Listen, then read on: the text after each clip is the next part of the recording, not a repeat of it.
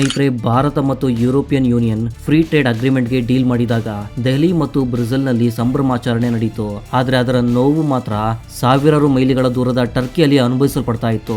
ಯಾಕಂದ್ರೆ ಈ ಒಂದು ಡೀಲ್ ನಿಂದ ಕೇವಲ ಬಾಂಗ್ಲಾದೇಶ ಅಥವಾ ಅಮೆರಿಕ ಮಾತ್ರವಲ್ಲ, ಟರ್ಕಿಯು ತೀವ್ರವಾಗಿ ತೊಂದರೆಗೊಳಗಾಗಿದೆ. ಟರ್ಕಿಯ ಮಾಧ್ಯಮ ಈಗ ತೀವ್ರ ಕೋಪದಲ್ಲಿದೆ, ತನ್ನ ಸರ್ಕಾರ ಮತ್ತು ಯುರೋಪ್ ಅನ್ನ ಶಪಿಸ್ತಾ ಇದೆ. ನೀವು ಸ್ಕ್ರೀನ್ ಅಲ್ಲಿ ನೋಡಬಹುದು ಟರ್ಕಿಯ ದೊಡ್ಡ ದೊಡ್ಡ ಪತ್ರಿಕೆಗಳು ಮತ್ತು ಪೋರ್ಟಲ್ಗಳು ಈ ಡೀಲ್ಗೆ ಹೇಗೆ ಪ್ರತಿಕ್ರಿಯಿಸ್ತಾ ಇವೆ ಅಂತ. ಆದ್ರೆ ಪ್ರಶ್ನೆ ಹುಟ್ಟುತ್ತೆ, ಭಾರತ ಮತ್ತು ಯುರೋಪ್ನ ಸ್ನೇಹದಿಂದ ಟರ್ಕಿ ಯಾಕೆ ಇಷ್ಟೊಂದು ಭಯಭೀತನಾಗಿದ್ದಾನೆ? ಬನ್ನಿ ಈ ಎಲ್ಲ ಅಭಿವೃದ್ಧಿಯನ್ನ ಪದರವಾಗಿ ಅರ್ಥ ಮಾಡಿಕೊಳ್ಳೋಣ. ವಾಸ್ತವವಾಗಿ ಈ ಒಪ್ಪಂದವನ್ನ ಇಂದು ಜಗತ್ತು mother of all trade deals ಎಂದು ಕರೀತಾ ಇದೆ. ಭಾರತ ಮತ್ತು ಯುರೋಪ್ ಎರಡಕ್ಕೂ ಸಂಭ್ರಮದ ಅವಕಾಶವಾಗಿದೆ. ಆದ್ರೆ ಈ ಸಂಭ್ರಮದ ನಡುವೆ ಒಂದು ದೇಶದ ಆತಂಕ ಮರೆಯಾಗ್ತಿಲ್ಲ, ಅದು ಟರ್ಕಿ. ಈಗ ಡೀಲ್ ನ ಶಕ್ತಿಯನ್ನ ಅರ್ಥ ಮಾಡಿಕೊಳ್ಳೋಣ. ಇಂಡಿಯಾ ಹಾಗೂ EU ನ ಫ್ರೀ ಟ್ರೇಡ್ ಅಗ್ರಿಮೆಂಟ್ ನಡಿ ಯುರೋಪಿಯನ್ ಯೂನಿಯನ್ ನ ಉತ್ಪನ್ನಗಳಿಗೆ ಭಾರತದಲ್ಲಿ ಇಲ್ಲಿಯವರೆಗಿನ ಅತಿ ದೊಡ್ಡ ಟ್ಯಾರಿಫ್ ರಿಯಾಯಿತಿ ಸಿಗಲಿದೆ. ಅಂದಾಜು ಪ್ರಕಾರ 2032ರ ವೇಳೆಗೆ EU ನ ಎಕ್ಸ್ಪೋರ್ಟ್ಸ್ ಭಾರತದಲ್ಲಿ ಸುಮಾರು 2 ಪಟ್ಟು ಹೆಚ್ಚಾಗಲಿವೆ. ಇದೇ ರೀತಿ EU ಭಾರತದಿಂದ ಬರುವ ಸರಕುಗಳ ಮೇಲಿನ ಟ್ಯಾಕ್ಸ್ ಅನ್ನ 3.8% ನಿಂದ ಸುಮಾರು 0.1%ಗೆ ಇಳಿಸಲಿದೆ. ಅಂದ್ರೆ ಸ್ಪಷ್ಟವಾಗಿ ಭಾರತ ಮತ್ತು ಯುರೋಪ್ ನ ವ್ಯಾಪಾರ ಸಂಬಂಧ ಇನ್ನೊಂದು ಹಂತಕ್ಕೆ ಏರಿದೆ.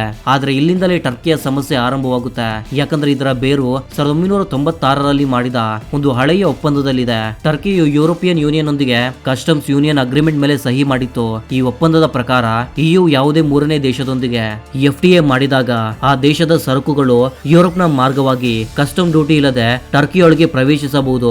ಆದ್ರೆ ಟ್ವಿಸ್ಟ್ ಇಲ್ಲಿದೆ, ಟರ್ಕಿಗೆ ಬದಲಾಗಿ ಆ ದೇಶದಿಂದ ಅದೇ ರಿಯಾಯಿತಿ ಸಿಗೋದಿಲ್ಲ. ಈಗ ಇದೇ ಜಾಲ ಭಾರತದ ವಿಷಯದಲ್ಲಿ ಸಿಕ್ಕಿ ಹಾಕೊಂಡಿದೆ. ಇಂಡಿಯಾ EU FTA ನಂತರ ಭಾರತೀಯ ಸರಕುಗಳು ಯುರೋಪ್ ನ ಯಾವುದೇ ದೇಶದ ಮಾರ್ಗವಾಗಿ ಆಲ್ಮೋಸ್ಟ್ ಡ್ಯೂಟಿ ಫ್ರೀ ಆಗಿ ಟರ್ಕಿಗೆ ತಲುಪಬಹುದು.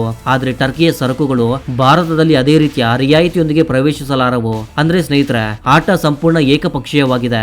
ಭಾರತ ಲಾಭದಲ್ಲಿರುತ್ತೆ, EU ಕೂಡ ಲಾಭದಲ್ಲಿರುತ್ತೆ. ಆದ್ರೆ ಟರ್ಕಿ ನಷ್ಟ, ಕೋಪ ಮತ್ತು ಭಯ ಮೂರು ಒಟ್ಟಿಗೆ ಬಂದಿರುತ್ತೆ. ಇದೇ ಕಾರಣಕ್ಕೆ ಇಂದು ಅಂಕಾರಾಗೆ ಈ ಡೀಲ್ ಅತ್ಯಧಿಕವಾಗಿ ಚುಚ್ಚುತ್ತಾ ಇದೆ. ಸ್ನೇಹಿತರೆ, Bharat EU free trade deal ಗೆ ಸಂಬಂಧಿಸಿದಂತೆ ಟರ್ಕಿಯಲ್ಲಿ ಈಗ ಆಕ್ರೋಶ ಮರೆಮಾಚಲಾಗ್ತಿದೆ. ಟರ್ಕಿಯ ಪ್ರಮುಖ ಪತ್ರಿಕೆಗಳು, ಮಿಲಿಯೇಟ್ ಸೇರಿದಂತೆ ಅನೇಕ ಮಾಧ್ಯಮ ವರದಿಗಳಲ್ಲಿ ಈ ಒಪ್ಪಂದವು ಟರ್ಕಿಯ ವಿದೇಶಿ ವ್ಯಾಪಾರವನ್ನ ಇನ್ನಷ್ಟು ಸಂಕೀರ್ಣಗೊಳಿಸಬಹುದು ಮತ್ತು ಅದರ ಕೈಗಾರಿಕಾ ಉತ್ಪಾದನೆಯ ಮೇಲೆ ನೇರ ಒತ್ತಡ ಹಾಕಬಹುದು ಎಂದು ಬಹಿರಂಗವಾಗಿ ಹೇಳಲಾಗುತ್ತಿದೆ. ಟರ್ಕಿಗೆ ಅತಿದೊಡ್ಡ ಭಯ ಭಾರತದ ಬೆಳೆಯುತ್ತಿರುವ ಆರ್ಥಿಕ ಶಕ್ತಿಯಿಂದ. ಭಾರತದ ಹಗ್ಗ ಹಾಗೂ ಕುಶಲ ಕಾರ್ಮಿಕರು, ವಿಶಾಲ ಮ್ಯಾನುಫ್ಯಾಕ್ಚರಿಂಗ್ ನ ಸಾಮರ್ಥ್ಯ ಮತ್ತು ವೇಗವಾಗಿ ಬೆಳೆಯುತ್ತಿರುವ ಎಕ್ಸ್ಪೋರ್ಟ್ ಸಾಮರ್ಥ್ಯ ಟರ್ಕಿಯ ವಿದೇಶಿ ಉದ್ಯಮಗಳಿಗೆ ದೊಡ್ಡ ಸವಾಲಾಗಿ ಕಾಣುತ್ತಿದೆ. ಟರ್ಕಿಗೆ ಆತಂಕವಿದೆ, ಭಾರತೀಯ ಉತ್ಪನ್ನಗಳು ಅದರ ಉದ್ಯಮಗಳನ್ನು ನೇರವಾಗಿ ಧ್ವಂಸಗೊಳಿಸಬಹುದು. ವಿಶೇಷವಾಗಿ ಟೆಕ್ಸ್ಟೈಲ್ಸ್, ಸ್ಟೀಲ್ಸ್ ಮತ್ತು ಆಟೋಮೇಟಿವ್ ಸೆಕ್ಟರ್ಗಳಲ್ಲಿ ಅದರ ಮಾರ್ಕೆಟ್ ಶೇರ್ ಮೇಲೆ ನೇರ ಪರಿಣಾಮ ಬೀಳಬಹುದು. ಇಲ್ಲಿಯವರೆಗೆ ಟರ್ಕಿಯನ್ನ ಯುರೋಪಿಯನ್ ಸಪ್ಲೈ ಚೈನ್ ನ ಒಂದು ಬಲಿಷ್ಠ ಮತ್ತು ವಿಶ್ವಾಸಾರ್ಹ ಆಟಗಾರನೆಂದು ಪರಿಗಣಿಸಲಾಗಿತ್ತು. ಆದ್ರೆ ಭಾರತೀಯ ಸರಕುಗಳು ಸುಲಭ ಮತ್ತು ಆಲ್ಮೋಸ್ಟ್ ಡ್ಯೂಟಿ ಫ್ರೀ ಪ್ರವೇಶದಿಂದ ಟರ್ಕಿಯ ಅದೇ ಸ್ಪರ್ಧಾತ್ಮಕ ಪ್ರಾಬಲ್ಯ ಕುಗ್ಗುತ್ತಿದೆ.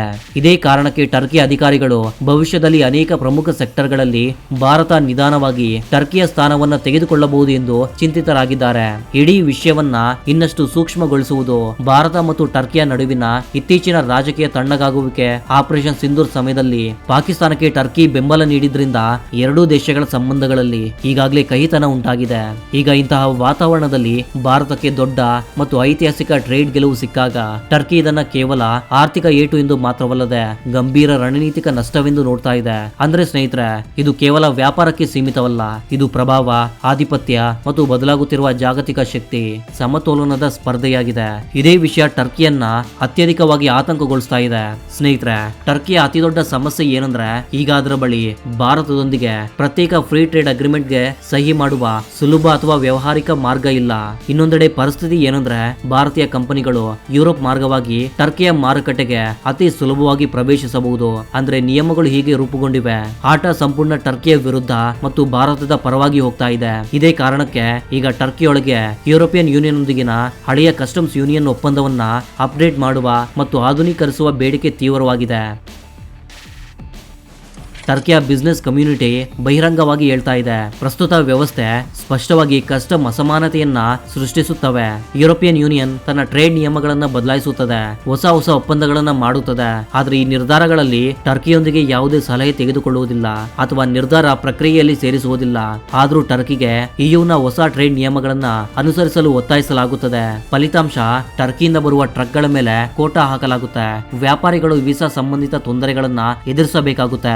ಲಾಜಿಸ್ಟಿಕ್ ವೆಚ್ಚ ಹೆಚ್ಚಾಗುತ್ತೆ ಮತ್ತು ಅಂತಿಮವಾಗಿ ಟರ್ಕಿಯ ಉತ್ಪನ್ನಗಳು ತಮ್ಮ ಸ್ಪರ್ಧಾತ್ಮಕ ಶಕ್ತಿಯನ್ನ ಕಳೆದುಕೊಳ್ಳುತ್ತವೆ. ಟರ್ಕಿಯ ಪ್ರತಿಷ್ಠಿತ ಪತ್ರಿಕೆ ಮಿಲಿಯಟ್ನ ವರದಿಯ ಪ್ರಕಾರ ಇದೇ ಕಾರಣಕ್ಕೆ ಯುರೋಪಿಯನ್ ಸಪ್ಲೈ ಚೈನ್ ನಲ್ಲಿ ಟರ್ಕಿಯ ಸ್ಥಾನ ನಿಧಾನವಾಗಿ ಕುಗ್ಗುತ್ತಿದೆ. ಇದೇ ನಡುವೆ ಭಾರತ ಯು ಟ್ರೇಡ್ ಡೀಲ್ ಭಾರತಕ್ಕೆ ಕೇವಲ ದೊಡ್ಡ ಆರ್ಥಿಕ ಗೆಲುವು ಮಾತ್ರವಲ್ಲದೆ ಬಲಿಷ್ಠ ರಣನೀತಿಕ ಯಶಸ್ಸಾಗಿಯೂ ಕಾಣ್ತಾ ಇದೆ. ಅದೇ ಸಮಯದಲ್ಲಿ ಟರ್ಕಿಗೆ ಇದು ಸ್ಪಷ್ಟ ಎಚ್ಚರಿಕೆಯಂತಿದೆ. ಸ್ನೇಹಿತರೆ, ಭಾರತ ಮತ್ತು ಯುರೋಪಿಯನ್ ಯೂನಿಯನ್ ನ ಈ ಡೀಲ್ ನ ಪ್ರತಿಧ್ವನಿ ಟರ್ಕಿಯಲ್ಲಿ ಮಾತ್ರವಲ್ಲ, 7 ಸಮುದ್ರಗಳಾಚೆ ಅಮೆರಿಕದವರೆಗೂ ಕೇಳಿಸ್ತಾ ಇದೆ. ವಾಷಿಂಗ್ಟನ್ ನಲ್ಲೂ ಈ ಒಪ್ಪಂದ ಹಲ್ಚಲ್ ಮೂಡಿಸಿದೆ. American treasury secretary Scott Besant ಈ ಡೀಲ್ ನ ತೀಕ್ಷ್ಣ ಟೀಕೆ ಮಾಡಿದ್ದಾರೆ ಮತ್ತು ಇದನ್ನ ಅಮೆರಿಕಾಗೆ ಅತ್ಯಂತ ನಿರಾಶಾಜನಕ ಎಂದು ಕರೆದಿದ್ದಾರೆ. ಅಂದರೆ ಒಂದು ಬಾಣದಿಂದ ಹಲವು ಗುರಿಗಳು ಗುರಿಯಾಗುತ್ತಿವೆ. ವಿಶೇಷವಾಗಿ ಹುಕ್ಕು ಅಥವಾ ಸ್ಟೀಲ್ ಸೆಕ್ಟರ್ಗೆ ಈ ಒಪ್ಪಂದ ಒಂದು ಜೀವಂತ ದಾಖಲೆಯಂತೆ ಕಾರ್ಯನಿರ್ವಹಿಸ್ತಾ ಇದೆ. ಇಲ್ಲಿ ಭಾರತಕ್ಕೆ ಯುರೋಪಿಯನ್ ಮಾರುಕಟ್ಟೆಯಲ್ಲಿ ಪ್ರವೇಶ ಸಿಕ್ಕರೂ ಯುರೋಪ್ ತನ್ನ ಕಠಿಣ ಕಾರ್ಬನ್ ಟ್ಯಾಕ್ಸ್ಗೆ ಭಾರತಕ್ಕೆ ರಿಯಾಯಿತಿ ನೀಡಿಲ್ಲ. ಅಂದರೆ ಭಾರತೀಯ ಕಂಪನಿಗಳು ಯುರೋಪ್ ನಲ್ಲಿ ಸರಕು ಮಾರಾಟ ಮಾಡಲು ಮಾಲಿನ್ಯ ಕಡಿಮೆ ಮಾಡಲೇಬೇಕು. ಆದ್ರೆ ಇಲ್ಲಿ ಭಾರತಕ್ಕೆ ಒಂದು ಮರೆಮಾಚಿದ ವರದಾನವಿದೆ. ಒಪ್ಪಂದದಲ್ಲಿ ಯುರೋಪ್ ಭಾರತಕ್ಕೆ ತಾಂತ್ರಿಕ ಸಹಾಯ ನೀಡುವ ಭರವಸೆ ನೀಡಿದೆ. ಇದರಿಂದ ಭಾರತೀಯ ಕಂಪನಿಗಳು ತಮ್ಮ ಕಾರ್ಬನ್ ಫುಟ್ ಪ್ರಿಂಟ್ ಅನ್ನ ಕಡಿಮೆ ಮಾಡಬಹುದು. ಇದೇ ವಿಷಯ ಟರ್ಕಿಯನ್ನ ಭಯಭೀತಗೊಳಿಸ್ತಾ ಇದೆ. ಯಾಕಂದ್ರೆ ಈ ಸಹಾಯದ ಬಲದಿಂದ ಭಾರತ ಭವಿಷ್ಯದ ಗ್ರೀನ್ ಸ್ಟೀಲ್ ಮಾರುಕಟ್ಟೆಯ ರಾಜನಾಗಬಹುದು ಮತ್ತು ಟರ್ಕಿ ಹಿಂದುಳಿಯಬಹುದು. ಅಂದಾಜು ಪ್ರಕಾರ ಒಟ್ಟು ಎಕ್ಸ್ಪೋರ್ಟ್ ಹೆಚ್ಚಳದಿಂದ ಭಾರತಕ್ಕೆ ನೇರವಾಗಿ $50 ಬಿಲಿಯನ್ ಲಾಭ ಸಿಗಬಹುದು. ಈಗ ಟರ್ಕಿಯ ಸ್ಥಿತಿಯನ್ನು ನೋಡಿ. ಈ ಅಸಮಾನತೆ ಅದರ ಆರ್ಥಿಕತೆಯ ನೆಲವನ್ನು ಅಲ್ಲಾಡಿಸ್ತಾ ಇದೆ. ಟರ್ಕಿಯ 41% ಎಕ್ಸ್ಪೋರ್ಟ್ ಮತ್ತು 32% ಇಂಪೋರ್ಟ್ ಸಂಪೂರ್ಣವಾಗಿ ಯುರೋಪ್ನ ಮೇಲೆ ಅವಲಂಬಿತವಾಗಿದೆ. ಟರ್ಕಿಯ ಮಾರುಕಟ್ಟೆ ಯುರೋಪ್ಗೆ ಸಂಪರ್ಕಿಸಲ್ಪಟ್ಟಿದೆ. ಆದರೆ ನಿರ್ಧಾರ ತೆಗೆದುಕೊಳ್ಳುವಾಗ ಅದನ್ನ ಕೋಣೆಯ ಹೊರಗೆ ಇರಿಸಲಾಗುತ್ತದೆ. ಅದು ಪದೇ ಪದೇ ಈ ವರ್ತನೆಯನ್ನ ಎದುರಿಸಬೇಕಾಗುತ್ತೆ. ಈಗ 2026ರಲ್ಲಿ ಟರ್ಕಿ ತನ್ನ ಹಳೆಯ ಒಪ್ಪಂದವನ್ನ ಅಪ್ಡೇಟ್ ಮಾಡಬೇಕು.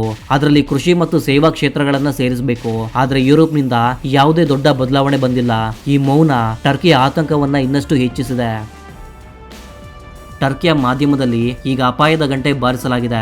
ಮಿಲಿಯಟ್ ನಂತಹ ದೊಡ್ಡ ಪತ್ರಿಕೆಗಳು ಕೂಗಿ ಹೇಳುತ್ತವೆ, ಈ ಡೀಲ್ ಅನ್ನೋದು ಅಂಕಾರಾಗೆ ಹೊಸ ಅಪಾಯವಾಗಿದೆ. ಟರ್ಕಿಯ ಎಕ್ಸ್ಪೋರ್ಟ್ಸ್ ಅಸೆಂಬ್ಲಿ ಅಧ್ಯಕ್ಷ ಮುಸ್ತಫಾ ಗುಲ್ಟೆಪೆ ಸ್ಪಷ್ಟ ಎಚ್ಚರಿಕೆ ನೀಡಿದ್ದಾರೆ. ಅವರ ಮಾತು ಭಾರತದ ಚೀಪ್ ಲೇಬರ್ ಮತ್ತು ವಿಶಾಲ ಸಾಮರ್ಥ್ಯ ಅವರ ಕೆಮಿಕಲ್, ಎಲೆಕ್ಟ್ರಾನಿಕ್ಸ್, ಡಿಫೆನ್ಸ್ ಮತ್ತು ಆಟೋ ಸೆಕ್ಟರ್ ಗಳನ್ನು ನುಂಗಬಹುದು. ಅವರಿಗೆ ಭಯವಿದೆ, ಯುರೋಪ್ನ ಸಪ್ಲೈ ಚೈನ್ ನಲ್ಲಿ ಭಾರತ ಟರ್ಕಿಯ ಸ್ಥಾನವನ್ನ ತೆಗೆದುಕೊಳ್ಳಬಹುದು. ಸೋಷಿಯಲ್ ಮೀಡಿಯಾದಲ್ಲಿ ಟರ್ಕಿಯ ಜನತೆ ಇದನ್ನ ಭಾರತದ ಕೂಟನೀತಿಕ ಗೆಲುವು ಎಂದು ನೋಡ್ತಾ ಇದೆ. ಒಬ್ಬ ಯೂಸರ್ ಬರ್ದಿದ್ದಾನೆ, ಮೋದಿ ಸರ್ಕಾರ ಕೋಲು ಮುರಿಯದೆ ಹಾವನ್ನ ಕೊಂದಿದೆ. ಅಂದರೆ ಯಾವುದೇ ಶಬ್ದ ಗೊಂದಲವಿಲ್ಲದೆ ಅವರು ಆಟವನ್ನ ಗೆದ್ದಿದ್ದಾರೆ. ಇದು ಟರ್ಕಿಯ ಯುರೋಪ್ ಮೇಲಿನ ಅಸಹಾಯಕತೆಯನ್ನು ತೋರಿಸುತ್ತೆ. ಆದ್ರೆ ಈ ಕಥೆಯ ಅತ್ಯಂತ ನೋವಿನ ಅಂಶ ಚಿಕ್ಕ ವ್ಯಾಪಾರಿಗಳದ್ದು. ಇಸ್ತಾಂಬುಲ್, ಬರ್ಸಾ ಮತ್ತು ಡೆನಿಜ್ಲಿ ನಗರಗಳಲ್ಲಿ ಬಟ್ಟೆ ಮತ್ತು ಚರ್ಮದ ಟೆಕ್ಸ್ಟೈಲ್ಸ್ ಮತ್ತು ಲೆದರ್ ಕೆಲಸ ಮಾಡುವ ಚಿಕ್ಕ ಮತ್ತು ಮಧ್ಯಮ ಉದ್ಯಮಗಳು ಅಂದರೆ SMIಗಳು ಅತ್ಯಂತ ಭಯಭೀತರಾಗಿದ್ದಾರೆ. ಅವರ ಬಳಿ ದೊಡ್ಡ ಕಂಪನಿಗಳಂತಹ ಹಣ ಅಥವಾ ಬ್ಯಾಕಪ್ ಇಲ್ಲ. ಈ ವ್ಯಾಪಾರಿ ಸಂಘಟನೆಗಳು ತಮ್ಮ ಸರ್ಕಾರದಿಂದ ಸಹಾಯ ಕೇಳುತ್ತವೆ. ಆದ್ರೆ ಹಳೆಯ ಕಸ್ಟಮ್ಸ್ ಯೂನಿಯನ್ ಒಪ್ಪಂದ ಟರ್ಕಿ ಸರ್ಕಾರದ ಕೈಗಳನ್ನ ಕಟ್ಟಿ ಹಾಕಿದೆ. ಆದ್ದರಿಂದ ಅವರು ಬಯಸಿದ್ರು ಯಾವುದೇ ದೊಡ್ಡ ಕ್ರಮ ಕೈಗೊಳ್ಳಲಾರದು. ಈಗ ಮುಂದಿನ ಕಾಲದಲ್ಲಿ ಅತ್ಯಂತ ಆಸಕ್ತಿಕರ ಪ್ರಶ್ನೆ ಏನಂದ್ರೆ, ಟರ್ಕಿ ಯುರೋಪಿಯನ್ ಯೂನಿಯನ್ ಮೇಲೆ ಒತ್ತಡ ಹಾಕಿ ತನ್ನ ದಶಕಗಳ ಹಳೆಯ ಕಸ್ಟಮ್ಸ್ ಯೂನಿಯನ್ ನ ಒಪ್ಪಂದದಲ್ಲಿ ಬದಲಾವಣೆ ಮಾಡಿಸಿಕೊಳ್ಳಬಹುದೇ ಅಥವಾ ಭಾರತೀಯ ಸರಕುಗಳು ಟರ್ಕಿಯ ಮಾರುಕಟ್ಟೆಯಲ್ಲಿ ನಿಧಾನವಾಗಿ ತಮ್ಮ ಹಿಡಿತವನ್ನ ಇನ್ನಷ್ಟು ಬಲಪಡಿಸುತ್ತದೆಯೇ? ಪ್ರಸ್ತುತ ಪರಿಸ್ಥಿತಿ ಏನಂದ್ರೆ, ಇಂಡಿಯಾ EU ಟ್ರೇಡ್ ಡೀಲ್ ಗೆ ಸಂಬಂಧಿಸಿದಂತೆ ಟರ್ಕಿಯ ಮಾಧ್ಯಮ ತೀವ್ರವಾಗಿ ಆಕ್ರೋಶಗೊಂಡಿದೆ ಮತ್ತು ಅಲ್ಲಿಂದ ಪ್ರತಿದಿನ ಹೊಸ ಆರ್ಟಿಕಲ್ ಬರ್ತಿವೆ. ಈ ಎಲ್ಲಾ ವಿಷಯದ ಮೇಲೆ ಯಾವುದೇ ಹೊಸ ಮತ್ತು ದೊಡ್ಡ ಅಪ್ಡೇಟ್ ಬಂದ್ರೆ ನಾವು ನಿಮ್ಗಾಗಿ ಮೊದಲು ವಿಡಿಯೋ ತರ್ತೀವಿ. ನಾವು ಕೊಟ್ಟ ಮಾಹಿತಿ ನಿಮ್ಗೆ ಏನಾದ್ರು ಇಷ್ಟವಾದ್ರೆ ತಪ್ಪದೆ ಈ ವಿಡಿಯೋಗೆ ಒಂದು ಲೈಕ್ ಮಾಡಿ ಹಾಗೂ ನಮ್ಮ ಚಾನಲ್ ನ ಸಬ್ಸ್ಕ್ರೈಬ್ ಮಾಡ್ಕೊಂಡು ಕಾಮೆಂಟ್ ಸೆಕ್ಷನ್ ಅಲ್ಲಿ ಜೈ ಹಿಂದ್ ಅಂತ ಬರೀರಿ. ಇದೇ ರೀತಿಯ ಮತ್ತೊಂದು ಇಂಟ್ರೆಸ್ಟಿಂಗ್ ಆದ ವಿಡಿಯೋದ ಜೊತೆಗೆ ಮತ್ತೆ ಸಿಗ್ತೀನಿ. ಅಲ್ಲಿವರೆಗೂ ಜೈ ಹಿಂದ್, ಜೈ ಕರ್ನಾಟಕ.